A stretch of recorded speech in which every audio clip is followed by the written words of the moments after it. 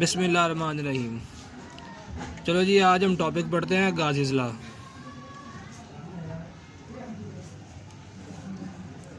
ठीक है। गाज़ीज़ लॉ की अगर हम डेफिनेशन करें तो इसकी डेफिनेशन से पहले हमें 3-4 चीज़ों का पता होना चाहिए, जिसमें सबसे पहली बात है हमारे पास गाशियन सरफेस क्या होती है। गाशियन सरफेस हमारे पास वो वाली सरफेस होती है जिसकी 3 प्रॉपर्टीज़ होनी चाहिए। पहली प्रॉपर्टी तो ये है, ये क्लोज हो। ठीक है। दूसरी प्रॉपर्टी ये है कि इसके अंदर चार्ज इनक्लोज्ड हो।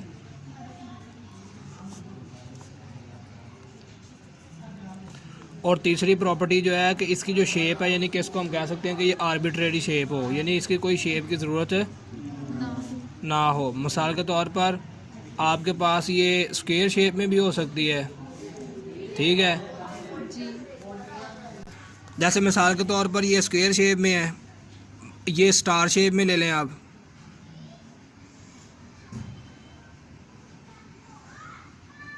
ठीक हो गया।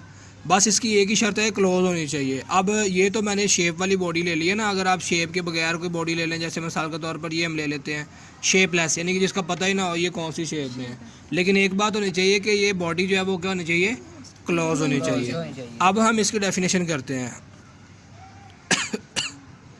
इसकी जब हम डेफिनेशन करते हैं तो डेफिनेशन में हमारे पास ये चीज़ आती है कि हमारे पास जो टोटल फ्लक्स है, क्या टोटल फ्लक्स किसका, गाशियन सरफेस का। गाशियन सरफेस का जो टोटल फ्लक्स है वो हमारे पास इक्वल होता है 1/ε0 टाइम्स टोटल चार्ज। अब आपको स्टेटमेंट थोड़ी सी मुश्किल तो लग रही है, लेकिन आपने स्टेटमेंट से घबराना नहीं है, क्योंकि स्टेटमेंट अगर हम फार्मूला लिखें तो फार्मूला हमारे पास में पिछले सवाल में हमने किया था, वो चार्ज के सफ़ीर वाले में, तो हमने कहा था कि 1/ε0 इंटू क्यू, यही हमने कहा था ना। ये हमारे पास रिजल्ट आया था। अब ज़रा गौर से देखिएगा, ये मेरे पास है फ्लक्स 1/ε0 टाइम्स। अब टाइम्स का मतलब ये है कि वो कहना चाह रहा है कि 1/ε0 को आप मल्टीप्लाई कर दें चार्ज के साथ। ठीक है। जैसे आप पढ़ते हैं 2 times 2 is equal to 4, 2 times 3 is equal to 6, ऐसे ही 1/ε0 times Q is equal to total flux. ये बात आपने याद रखनी है। ठीक हो गया ना।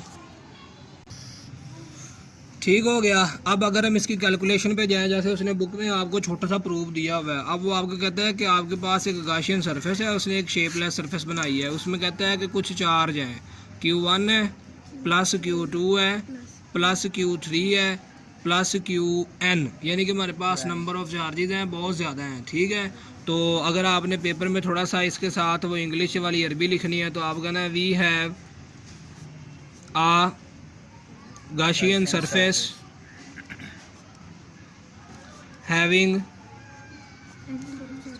n number of charges. ठीक हो गया। अब हमारे पास जो टोटल चार्ज है, अगर हम टोटल चार्ज को बाद में करते हैं, हम एक एक चार्ज के लिए फ्लक्स फाइंड करते हैं। जब एक एक चार्ज के लिए फ्लक्स फाइंड करेंगे तो जो फ्लक्स 1 होगा वो बराबर होगा Q1/ε0। इसी तरह फ्लक्स 2 होगा, वो होगा Q2/ε0, और ये 100 ऐसे ही चलता जाएगा। और ये हमारे पास फ्लक्स n बराबर आ जाएगा Qn/ε0, यानी हमने सिर्फ नंबर को चेंज करना है। ठीक है। अब टोटल फ्लक्स कैसे होगा कि आपके पास एक चार्ज है, दूसरा है, तीसरा है, चौथा, पांचवा, छठा और n नंबर ऑफ चार्ज हैं। इन सब के चार्ज को आपने जो फ्लक्स है उसको क्या करना है, जमा। अब मैं सब के फ्लक्स को जब जमा करता हूं तो फ्लक्स को जमा करने के बाद जो टोटल फ्लक्स यानी इक्विवेलेंट फ्लक्स हमारे पास बराबर है flux 1 plus flux 2 plus flux 3 और ये 100 ऑन प्लस फ्लक्स n तक। ठीक हो गया। तो ये मेरे पास बन जाएगा Q1/ε0। आपने सिर्फ वैल्यूज़ को पुट करना है, Q2/ε0 और ये 100 ऑन आपके पास Qn/ε0। अब हमने यहाँ से 1/ε0 को कॉमन लेना है और ये Q1 plus Q2 plus 100 on plus Qn, ये हमारे पास क्या आ जाएगा, टोटल चार्ज। तो ये 1/ε0 इंटू क्या आ जाएगा, Q, यानी टोटल चार्ज। और ये हमारे पास उस चीज़ का प्रूफ आ गया। अब जो हमने चीज़ देखनी है वो ये हमने कंफर्म करना है कि हमने जो फ्लक्स का फार्मूला पहले पढ़ा था EA वाला, उसमें हमारे पास जो यूनिट था वो बनता था newton per coulomb into metre square. Newton per coulomb into metre square. अब हमने ये देखना है कि क्या इस फार्मूले के अकॉर्डिंग भी हमारा यूनिट वही बनता है, यानी हमने ये अगर तो यूनिट सेम है, ठीक है, फोर्स जौन सी मर्जी भी हो उसका यूनिट हमेशा न्यूटन ही बनता है, तो फ्लक्स का यूनिट हमारे पास ये सेम आना चाहिए। ठीक हो गया। तो यहाँ पर आपने क्या लिखना है, आपने पहले तो आपके पास चार्ज का जो यूनिट है वो आपके पास क्या है, कूलम। ठीक है। अब 1/, ये एप्सिलम नॉट का जो यूनिट है, ठीक है, वो आपने निकालना है। अब एप्सिलम नॉट का जब आपने यूनिट निकालना है तो उसके लिए आप क्या करते हैं, आप ये फार्मूला डिफाइन करते हैं, आपने पढ़ा हुआ है F is equal to 1/, epsilon nought 4 pi, इधर आ जाएगा हमारे पास Q, बल्कि फोर्स का यूनिट रहने दें, आप यहाँ पे इसका यूनिट कर लें, इलेक्ट्रिक फील्ड इंटेंसिटी का कर लें। ठीक हो गया ना, Q/R²। ठीक है। 1/, एप्सिलम नॉट करना है ना, इसको आप इधर ले जाएं तो एप्सिलम नॉट इधर आ जाएगा, तो ये आपके पास बन जाएगा 1/E 4 पाई R² इंटू Q। तो जो एप्सिलम नॉट है इसका जो यूनिट हमने निकालना, तो हमारे पास इलेक्ट्रिक फील्ड इंटेंसिटी का यूनिट क्या है, ये बन जाएगा 1/, फोर्स पर कूलम यानी न्यूटन पर कूलम, ऐसे ही है, और पाई तो हमारे पास कांस्टेंट है, ये हमारे पास मीटर स्क्वायर आ जाएगा, और ये कूलम जो है 1 ये वाला, और ये मल्टीप्लाई क्यू हो रहा था तो ये हमारे पास मल्टीप्लाई बाय कूलम, यानी ये चीज़ हमारे पास बन जाएगी coulomb over Newton per coulomb metre square. अब ये -1 ऊपर चला जाएगा, ये ऊपर वाला 1, और ये क्या हो जाएगा हमारे पास स्क्वायर, तो ये coulomb square over newton into क्या हो जाएगा, मीटर स्क्वायर। ये मेरे पास मैंने इसका यूनिट निकाल लिया। ठीक हो गया। अब आपने क्या करना है, इस यूनिट को यहाँ पे पुट कर देना है, तो ये मेरे पास बन जाएगा coulomb square over newton into metre. अब ये चीज़ ऊपर चली जाएगी, ये चीज़ ऊपर चली जाएगी, तो मेरे पास इसका जो यूनिट है वो मेरे पास बन जाएगा, कूलम की वैल्यू ऊपर 1 है, ये नीचे -2 है, ये ऊपर जाके -2 हो जाएगी। ठीक हो गया। तो ये ऊपर जाके newton into metre, oh sorry, ठीक है, ये वाली टर्म ऐसे ही आपको पता है, एक हमारे पास डिवाइड है, उसके नीचे डिवाइड हो रहा है, तो ये टर्म ऊपर मल्टीप्लाई हो जाएगी। ठीक हो गया। तो ये मेरे पास बन जाएगा न्यूटन मीटर स्क्वायर पर कूलम। तो हमारे पास ये सेम यूनिट आ गया, यानी कि इस फार्मूले का यूनिट और इस फार्मूले का यूनिट, दोनों का यूनिट हमारे पास क्या है, सेम। इसका मतलब है कि ये जो हमारा फ्लक्स का फार्मूला है वो क्या है, बिल्कुल ही करेक्ट है। अब उसके बाद हमारे पास आती है एप्लीकेशन ऑफ गाज़ीज़ लॉ।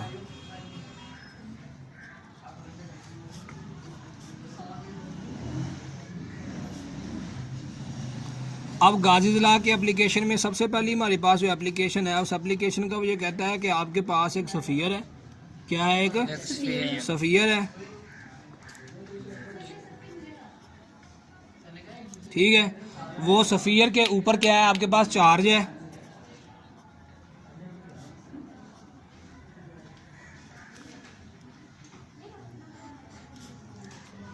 इधर ज़रा गौर से देखना, ये पॉइंट समझने वाला है। आपके पास एक सफ़ियर है, यानी आपके पास एक ऐसी बॉडी है जो 3 डिमेंशनल है, अब हम पेपर के ऊपर 2 डिमेंशनल इसको कर देते हैं। अब इसके ऊपर पॉजिटिव चार्ज है, ये पॉजिटिव चार्ज इस सफ़ियर को क्या कर रहा है, सराउंड कर रहा है। ये पॉइंट समझने वाला है। ठीक है। अब वो हमसे ये बात कहता है कि इसके अंदर फ्लक्स फाइंड करें, यानी इस वाले एरिया में आप एक गाशियन सरफेस को कंसीडर करें और इस वाली जगह में आपने फ्लक्स फाइंड करना है। क्या फाइंड करना है, फ्लक्स फाइंड करना है। अब एक चीज़ आपने बात याद रखनी है जो आपके समझ में आनी चाहिए। पहली बात तो ये थी, मैंने कल बताया था कि लाइक चार्जेस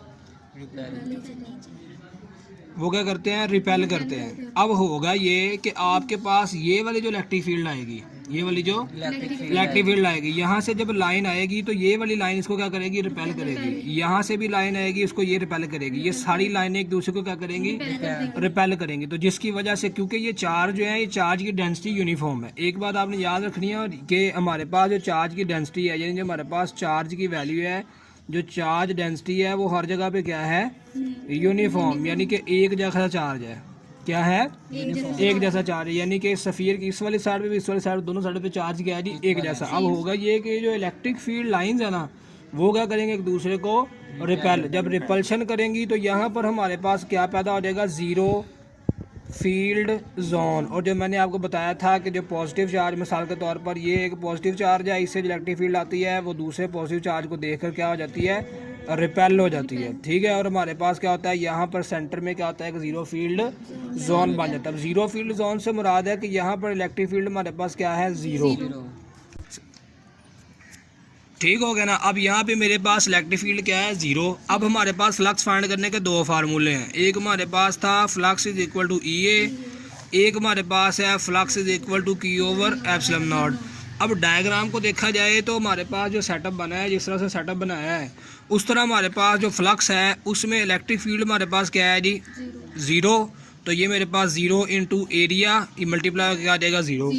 इसी तरह हमारे पास उस जो गाशियन सरफेस हमने लिया है उसके अंदर चार्ज मौजूद है, उसके अंदर जो हमने सेंटर में जो हमने छोटी सी एक सर्कल सेंटर में बनाया है उसमें कोई चार्ज मौजूद है नहीं, यानी हमारे पास जो Q जो है वो भी क्या है, तो हमारे पास ये फ्लक्स यानी zero over epsilon not, zero से कोई भी चीज़ डिवाइड हो जाए वो भी क्या बनती है, ज़ीरो। तो इसका जो कंक्लूजन निकलता है वो कंक्लूजन हमारे पास ये होता है कि ऐसी बॉडी का जो फ्लक्स है टोटल वो हमारे पास क्या आएगा, फ्लक्स है टोटल वो हमारे पास क्या आएगा, ज़ीरो।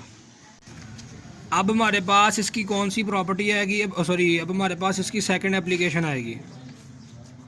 अब सेकंड एप्लीकेशन जो है वो भी इसी तरह की है, आपने जो चार्जेस की रिपल्शन है उसको आपने याद रखना है। यानी सेकंड एप्लीकेशन में हमारे पास क्या है कि हमारे पास एक शीट है,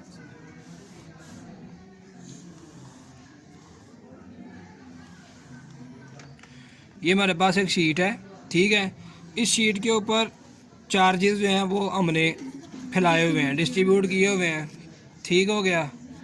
इसी तरह सारी शीट के ऊपर जो है वो चार्जेस हमारे पास जो हैं वो क्या हुए हैं, डिस्ट्रीब्यूट हुए हुए हैं। अब हमने करना क्या है कि हमने ये करना है कि हमने गाशियन सरफेस बनानी है। क्या बनानी है, एक गाशियन सरफेस बनानी है। यहाँ पे तो चार्जेस जो हैं वो थोड़े बहुत इरेगुलरली डिस्ट्रीब्यूट हो गए हैं, लेकिन वो रेगुलरली डिस्ट्रीब्यूट हुए होंगे, हर जगह पर एक जैसी ही हमारे पास क्या होगी, जो इलेक्ट्रिक फील्ड होगी। अब मैं ये करता हूँ कि किसी एक चार्ज को कंसीडर करता हूँ, ये इस वाले को ले लें, मैं किसी एक चार्ज को कंसीडर करता हूँ और उसके गिर्द एक सिलेंड्रिकल शेप बनाता हूँ। सिलेंड्रिकल समझते हैं, जैसे हमारी पेंसिल होती है, जैसे हमारी पेंसिल है, ये मेरे पास एक सिलेंड्रिकल शेप बन गई, ठीक है। अब आपने सबसे पहले जिस चीज़ को डिफ़ाइन करना है वो आपने डिफ़ाइन करना है चार्ज डेंसिटी को। अब जो चीज़ हमने डिफ़ाइन करनी है वो हमारे पास क्या है जी, चार्ज डेंसिटी। अब चार्ज डेंसिटी की जो फार्मूला है वो हमारे पास, इसको जो रिप्रेजेंट करते हैं वो हम रिप्रेजेंट करते हैं इसको सिग्मा के ज़रिए, ठीक है। तो ये मेरे पास बनता है sigma is equal to total charge per unit area, total charge per unit area, total charge per unit area. अगर हम इसके यूनिट की बात करें तो आपने घबरा नहीं जाना है, इसका यूनिट हमारे पास बनता है कूलम पर मीटर स्क्वायर, ये आपने बात याद रखनी है, ठीक हो गया। ये मेरे पास क्या है, चार्ज डेंसिटी। अब चार्ज डेंसिटी की ज़रूरत क्यों पड़ी, इसको मैं आपको ज़रा थोड़ी देर ठहर के जब हम सवाल को हल करेंगे फिर बताऊंगा। अब हमने वहाँ पे क्या किया था, हमने यहाँ पे क्या बनाई हुई थी, एक हमारे पास गाशियन सरफेस है। अब हमने इसके ऊपर कुछ एरियाज़ को जो है हमने क्या करना है जी, डिस्कस कर लेना है। आपने कहना है ये पास एरिया है A1, ये इस एरिया को नाम दे दो A2, इस एरिया को नाम दे दो A3 का, और इस एरिया को नाम दे दो A4 का। अब मैंने आपको बताया था कि आपके पास जो एरिया वेक्टर होता है वो उसकी सिमत को रिप्रेजेंट करता है, ठीक हो गया। अब हम जब फ्लक्स फाइंड करते हैं, अब आपने यहाँ पर एक बात का ख्याल रखना है, जो बात बड़ी ही समझने वाली है कि जी इलेक्ट्रिक फील्ड की डायरेक्शन किधर को होगी, ये बात समझने वाली है। क्योंकि जब तक आपको इलेक्ट्रिक फील्ड की डायरेक्शन की समझ नहीं आएगी तब तक आप ये फाइंड ही नहीं कर सकते कि एंगल क्या बन रहा है। तो यहाँ पे ये देखिएगा, ये पॉजिटिव चार्ज जब अपनी इलेक्ट्रिक फील्ड को बाहर को निकालने की इसकी तरफ जो है वो शीट के ऊपर फैलाने की कोशिश करेगा, तो ये इलेक्ट्रिक चार्ज जो है पॉजिटिव, ये इसको क्या कर देगा, रिपेल। यानी हमारे पास जो इलेक्ट्रिक फील्ड लाइंस हैं वो किधर को आएंगी, या तो बाहर को होंगी। यानी अगर मैं फ़र्ज़ करूँ कि ये सारा पेज हमारे पास पॉजिटिव चार्ज से भरा हुआ है तो इलेक्ट्रिक फील्ड या तो बाहर की साइड पर है या पीछे की साइड पर है, या तो बाएँ की साइड पर है या तो पीछे की साइड है, और यहाँ ये ऊपर वाले हिस्से की तरफ है। बात समझ में आ गई, यानी कि पेज की इस साइड से और पेज के ऊपर वाले हिस्से से और पेज के ये वाला जो एक ये साइड और एक बाहर वाली साइड और एक अंदर वाली साइड, यहाँ से इलेक्ट्रिक फील्ड निकल रही है हमारे पास, ठीक है। तो ये किसकी वजह से हो रहा है, ऐसे रिपल्शन की वजह से, ठीक है। जब हम रिपेल करते हैं तो हमारे पास जो चार्ज की इलेक्ट्रिक फील्ड है वो किधर को आ जाती है, आउटवर्ड और इनवर्ड, ये दो पॉइंट की तरफ जो है वो इलेक्ट्रिक फील्ड होगी, ठीक है। अब इसका मतलब है कि इलेक्ट्रिक फील्ड की डायरेक्शन जो होगी वो या तो ये है और यहाँ पीछे की तरफ है, ये है, ऐसे ही है। अब मैं यहाँ पर एक चीज़ आपने देखनी है कि अगर मैं इस वेक्टर को ज़रा लंबा खींचूँ तो खींचने के बाद मैं ये देखता हूँ कि इन वेक्टर्स को थोड़ा सा आपस में मैं मिला देता हूँ, तो आप देखते हैं कि हमारे पास जो एरिया A4 है उसके लिए जो एंगल बन रहा है वो बन रहा है हमारे पास 0 डिग्री, ठीक है। जो एरिया A1 है उसके लिए जो एंगल बन रहा है हमारे पास 0 डिग्री, लेकिन जो एरिया A2 और एरिया A3 है उसके लिए एंगल बन रहा है हमारे पास 90 डिग्री। ठीक हो गया। अब यहाँ पे हमारे पास क्या चीज़ बनेगी, अगर हम वही फ्लक्स का formula flux is equal to E A वाला फार्मूला लगाएं तो हमारे पास जो फ्लक्स, जो टोटल फ्लक्स है वो बनेगा हमारे पास फ्लक्स 1 प्लस फ्लक्स 2 बनेगा, क्योंकि दो फ्लक्स हमारे पास 0 हो जाएंगे, क्योंकि जब हम कोस 90 करेंगे तो वो हमारे पास क्या हो जाएगा 0, और जो कोस 0 होता है वो हमारे पास क्या हो जाएगा 1, तो हमारे पास जो टोटल फ्लक्स है वो 2EA बन जाएगा। ठीक है। अब हमने फ्लक्स का, अब ये हमारे पास टोटल फ्लक्स आ गया। अब हमने फ्लक्स निकाला है एरिया का, लेकिन अब वो हमारे पास एक क्लोज्ड बॉडी भी है, चूंकि वो हमारे पास बॉडी जो है वो क्या है गाशियन सरफेस है, हम लिखेंगे कि सिंस जो सिलेंडर है वो इज गाशियन। जब वो गाशियन है तो हमारे पास जो फ्लक्स होगा वो बराबर होगा Q/ε0। ठीक है। तो अब यहाँ पर एक चीज़ जो है वो आपने देखनी है, वो यहाँ पर आपने ये देखनी है कि ये हमारे पास सिर्फ एक चार्ज के लिए, ठीक है, यानी हमने एक सिलेंडर में एक चार्ज डाला था। अब हमें टोटल शीट का फ्लक्स निकालना है, टोटल शीट का। तो एक चार्ज, जैसे आपके पास एक चॉकलेट 10 रुपए की है तो 10 चॉकलेटें कितने की होगी, ऑब्वियस बात है 100 रुपए की होंगी। तो जब आपने एक का फ्लक्स फाइंड कर लिया तो बाकी का फ्लक्स फाइंड करने के लिए आपको उनकी क्वांटिटी को लिखना पड़ेगा। समझ में आई? तो उसके लिए हम क्या इस्तेमाल करते हैं, चार्ज डेंसिटी। आपने कहा चार्ज डेंसिटी किसके बराबर है, Q/A के बराबर होती है। ठीक है। यहाँ से आप Q की वैल्यू निकालें तो ये आपके पास बन जाती है सिग्मा इंटू A। ये वैल्यू आपने चार्ज की जगह पे पुट कर देनी है, तो आपके पास जो टोटल फ्लक्स है उसका गाशियन सरफेस के अकॉर्डिंग ये सिग्मा A/ε0। अब इस इक्वेशन को 1 कह लो, इस इक्वेशन को 2 कह लो, दोनों को कंपेयर करो।